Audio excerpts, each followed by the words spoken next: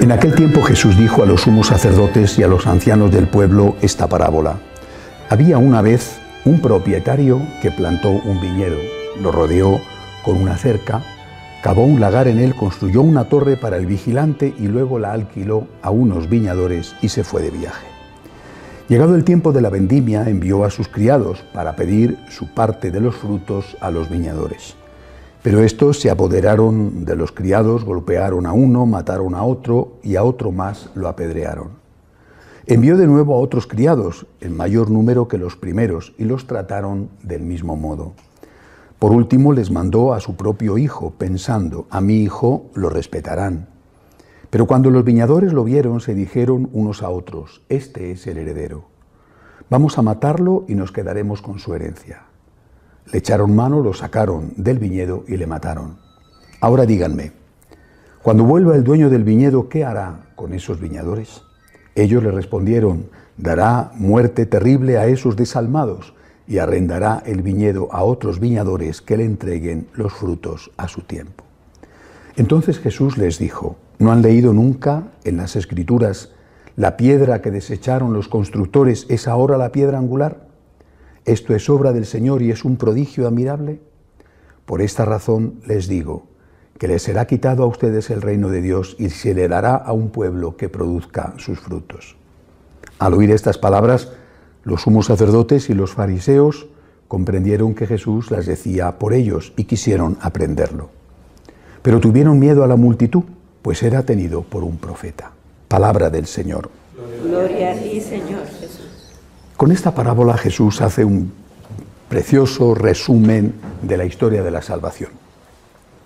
El empeño por parte de Dios por salvar a su pueblo, mandando primero, por ejemplo, a profetas que están representados por estos criados que iban a reclamar el legítimo alquiler de la viña, y después directamente el hijo del dueño, es decir, está hablando de sí mismo y de la suerte que iba a correr, la muerte, que en este caso era una muerte redentora.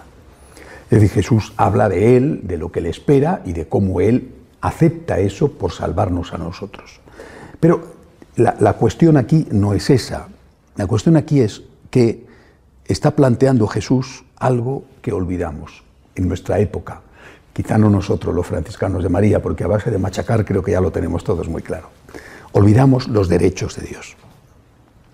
Incluso nosotros podíamos pensar que el amor a Dios, el agradecimiento a Dios, es algo opcional, algo que está bien si está.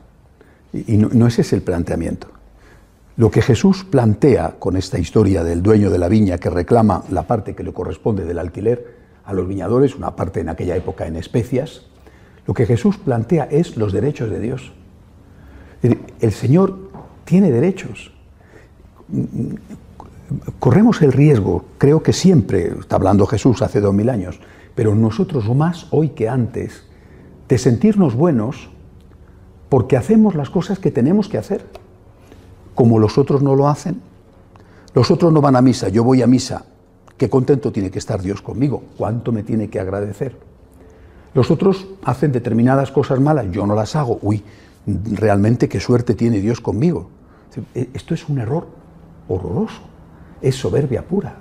Pero los otros lo están haciendo mal, tú deja a Dios que haga de Dios, que ya juzgará. Tú lo que tienes que pensar es que lo que tú haces es nada más que lo que tienes que hacer. En otra parábola Jesús lo dice de otra manera, pero dice lo mismo. Cuando habla de, también ponía estos ejemplos de la vida rural, que eran las personas con las que él trataba, del que tenía la finca, se marcha de viaje, vuelve, y cuando vuelve dice, ¿qué hará con los obreros que han cumplido con su deber? Les dirá, sentaros y yo os sirvo. No, le dirá, ahora sois los empleados, vengo de viaje, tenéis que seguir trabajando, me tenéis que preparar la cena, la cama, lo que sea, ¿no? Dice, ¿por qué? No han hecho más que su obligación. Esto tenemos que entenderlo, es muy importante, porque de lo contrario, cuanto más buenos, más soberbios. Solamente cuando uno entiende que lo que hace no es más que lo que tiene que hacer, entonces no se da importancia. Estoy haciendo, es que es lo que tengo que hacer, es que es mi deber, es que soy yo el que estoy agradecido a Dios, no Dios tiene que estar agradecido a mí. ¿Cómo que va Dios a estar agradecido conmigo? ¿Pero de qué? Yo estoy agradecido a Él por todo, no solo por lo que tengo, sino por su infinita misericordia que perdona mis pecados, porque me ha regalado y ha abierto de par en par para mí las puertas del cielo por esa misericordia, lógicamente si muero en gracia de Dios. Yo no puedo pagar nunca, haga lo que haga, aunque derrame mi sangre, nunca puedo pagar lo suficiente para decir, ahora Dios tiene la deuda conmigo. Nunca, haga lo que haga, repito, aunque derrame mi sangre, nunca podré pagar la deuda de Dios, porque Dios es Dios. Es decir, la sangre derramada de Dios valdrá siempre más que mi sangre derramada. Esta sensación tiene que embargarnos, o sea, tenemos que tener la certeza de que lo que hacemos, por mucho que sea, es poco comparado con lo que Él merece. Solamente así puede ser verdaderamente santo, es decir, santo y humilde, porque el que no es santo y humilde no es auténticamente santo. Y a la vez, es decir, no es que estoy haciendo cosas extraordinarias, es que me estoy limitando a cumplir mi obligación. Otro no lo hace, yo no le voy a juzgar, porque a lo mejor, quién sabe, ¿verdad? Yo sé lo que tengo que hacer yo. Lo que tengo que hacer es cumplir con mi deber. Yo tengo deberes para con Dios. Eso sí, además tengo que predicar esos deberes, tengo que defender los derechos de Dios. Y hay que fijarse en una cosa, todos los que defienden los derechos de Dios son perseguidos. Los criados, el propio hijo, todos son perseguidos. ¿Por qué? Porque los que tenían en alquiler la viña no querían pagar, claro.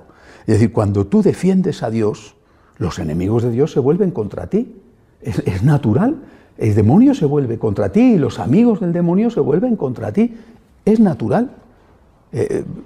Lo dice con toda claridad el Apocalipsis. La Virgen pisa la cabeza de la serpiente, pero la serpiente la muerde a ella en el talón. Las heridas de la serpiente, las heridas del demonio son variadas, pero nosotros sabemos que Dios hiere, permite que hiera y cura y venda la herida.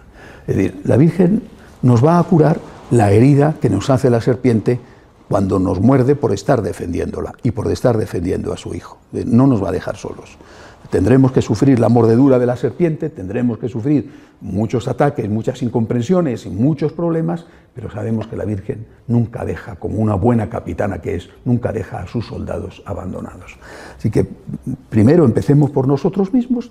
Tengo que pagar mi deuda. Es decir, tengo deberes para con Dios, que ha dado la vida por mí, y no hago nada extraordinario.